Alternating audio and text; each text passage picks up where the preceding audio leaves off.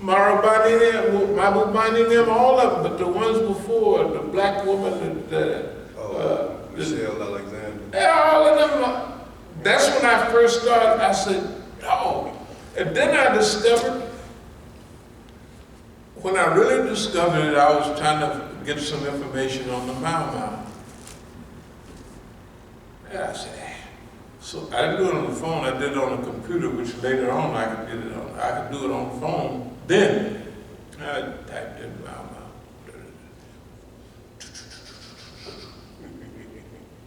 Every film on the Mau Maus, I became a scholar on the Mau Maus. I mean, I've been in Africa, I've seen Mau Maus. The people out that was robbing on the highway robbers when I was in East Africa was ex-Mau Maus. Just like many of the robbers that you see right now in South Africa are ex-PAC, ex-everything. The government now, because the few fat cats at the top got everything and put everybody out, and that's cultural. I was telling the people in South Africa, especially the Indians, know they were, I mean the big ones,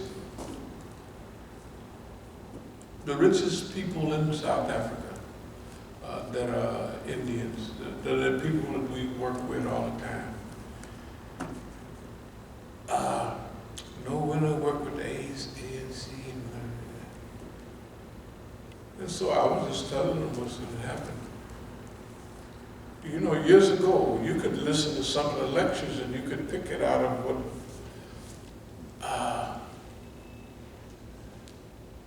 that's not going to happen. We're going to support da-da-da-da. And how, I said, they're going to buy yellow Benzes, polka dot shoes. They wouldn't do that. I said, they're niggas. And ain't nothing you can do about it. They're niggas. You can't do anything about it. You know, I didn't say they was African, like our ancient origin. I said, those guys, those are niggas. Like our niggas in the US, you could take them, put them over there, and ours put them over there and do the same thing. Steal all the money, give big speeches and lie all day. They niggas. Ain't nothing you can do about it. Now they know. Sadly, they so sad. You see South Africa, what it was, South Africa used to be just like the US. Roads, telecommunications, all that stuff. You could go from here to there and you wouldn't miss a beat. You still can, but what I'm saying is, that's the level that South Africa was on. That's why we told them in our lectures that we want to see, instead of Islam spreading from the north to the south, like Egypt, Sudan, and all that, and coming down, you know, the British put a thing right across Kenya to stop the spread of Islam southward from Sudan. This is all colonial history, everybody knows it. Well, the old folks know it. Well, people that want to know it. And then, because of the Islam from the north was coming down into Africa, and the British said, we got to stop this. And also the Islam on the East Coast, right?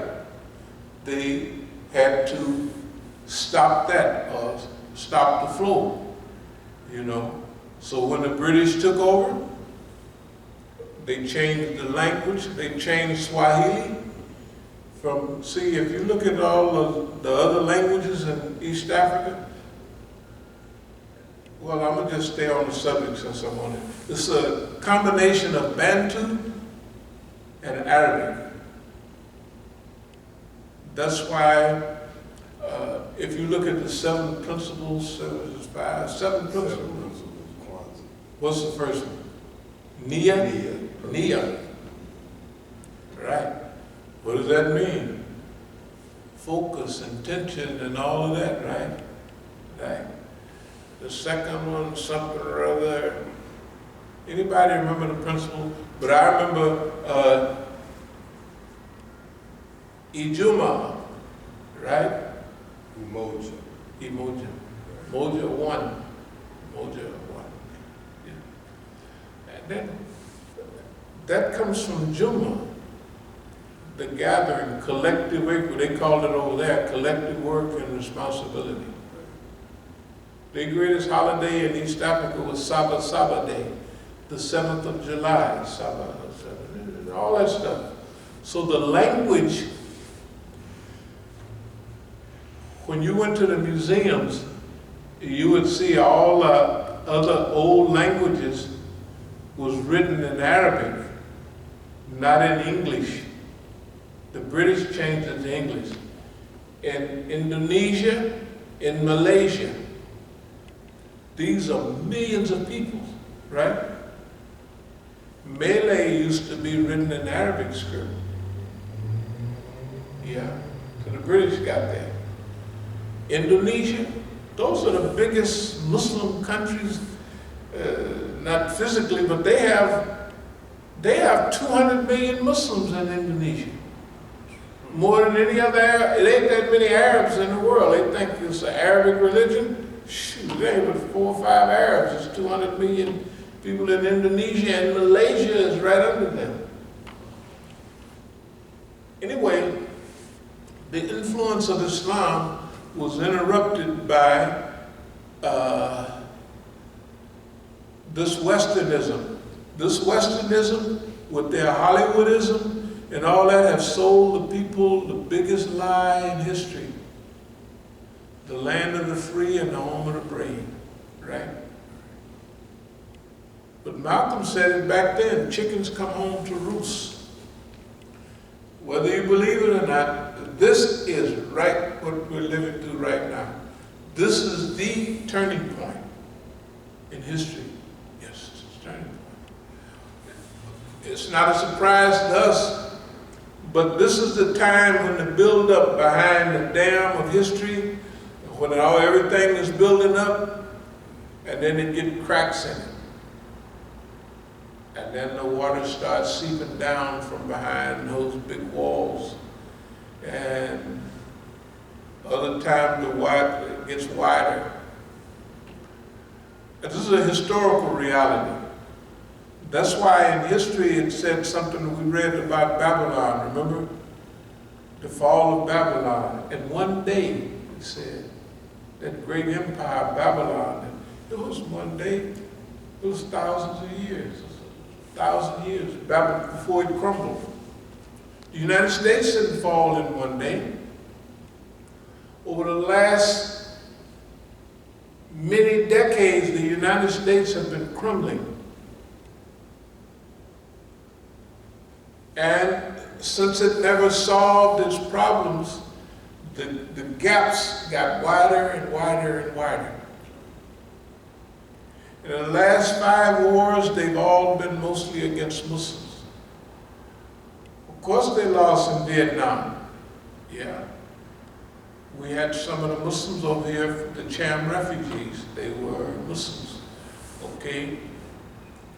A lot of the people in Cambodia those days, okay, but the thing is that the United States lost in Vietnam.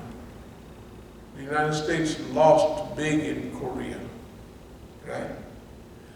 The United States, you know, they had a little skirmish down there in Grenada some decades ago, and I think the U.S. claimed victory from the Sicilian people. They actually invaded Grenada, remember that? Yeah, they invaded Grenada, maybe in 89 or 90, somewhere around there. Yeah. And they claimed victory. I mean, there's 10 people in Grenada. Not 10, but it's a lot of people. You know.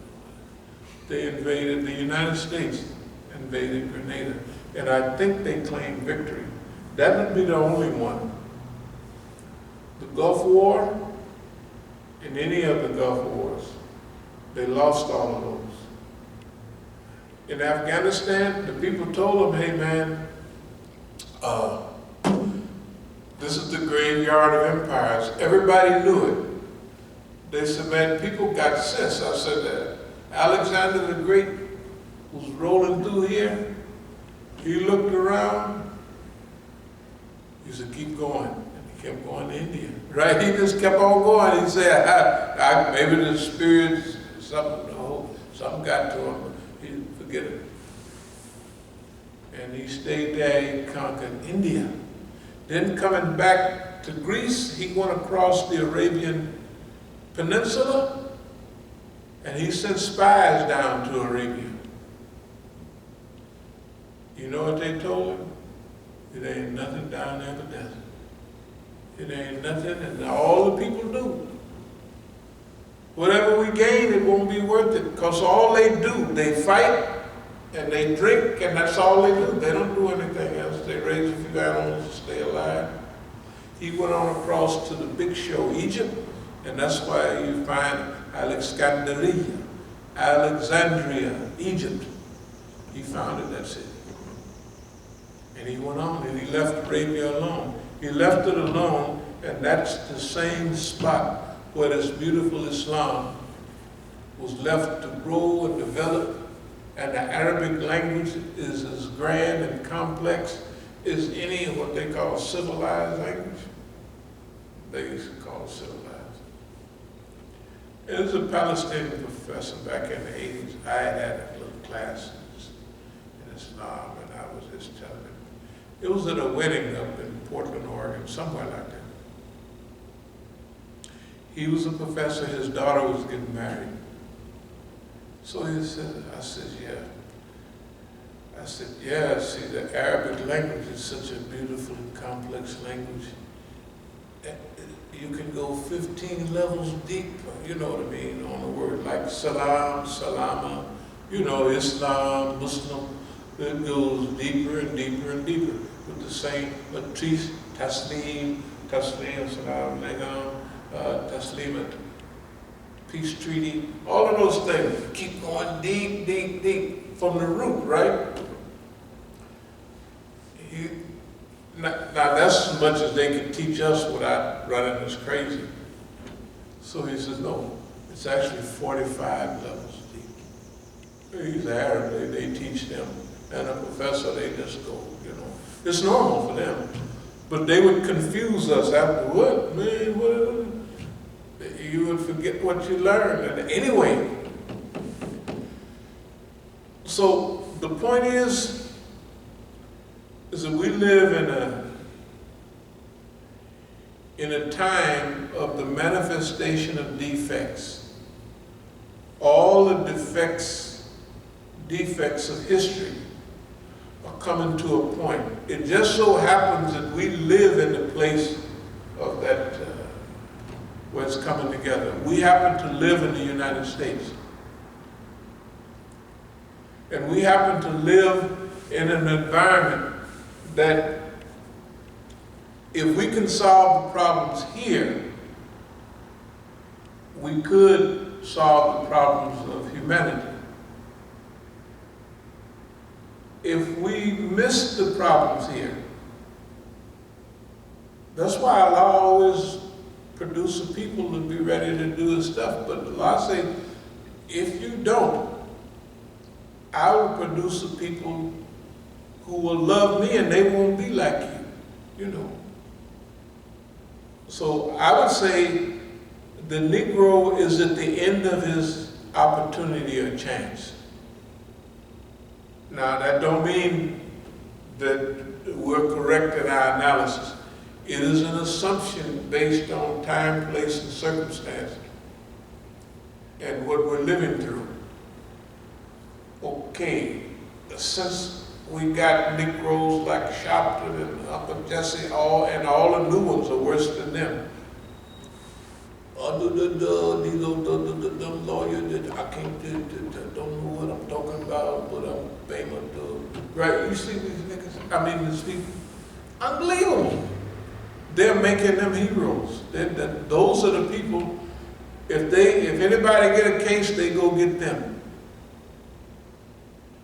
When you start getting these type of cases, you realize that they got people selected. They select people. that they're going to allow to have certain cases, and if they don't allow them, if they happen to get them, they're gonna get guarantees that go along with them. Number one, if you give us that nigga right there, you're a lawyer, we're gonna give you 10 free cases. Right? 10. You just hand them over to us. Put potholes all in his case, you know what I mean? Certain things you say, certain things you do, you hand them over to us. We're gonna give you 10 free rides. Now imagine now, this is the federal government telling you that you do this for us, we're gonna make you rich. Beyond belief. Because you could go to any dope dealer after this and tell him, hey man, I'll beat that case for you for $1 million, and guarantee it to him. As soon as you beat it, he's gonna tell all his friends, man, you get a certain case, then the price is gonna go up. Let's see how much money this nigga got. He got $5 million. $3 million, Mr. Nigga, and I'll beat your case for you, guaranteed. So niggas counting if I pay all this money and that, I'll have $1 million now, and I'll be free. And they can do it. Why? Because he done gave you up. He done gave up the one they wanted. Who do they care about Johnny Boy? Johnny Boy is going to give him another case in 5 years. Shit, Johnny Boy going to have 20 more cases. Because he can't stop. You ever seen a dope dealer that quit selling dope? I saw one, me. I haven't seen them. I'm telling you, and I've been looking for them. I mean, I'm talking about all of my home. Remember, that crew I was with, I knew all of them, and they were all, we were, you know, I haven't seen it. Not that it got big, baby guy had a little trouble and said, I quit. He might have made it. Okay, the point is we living in a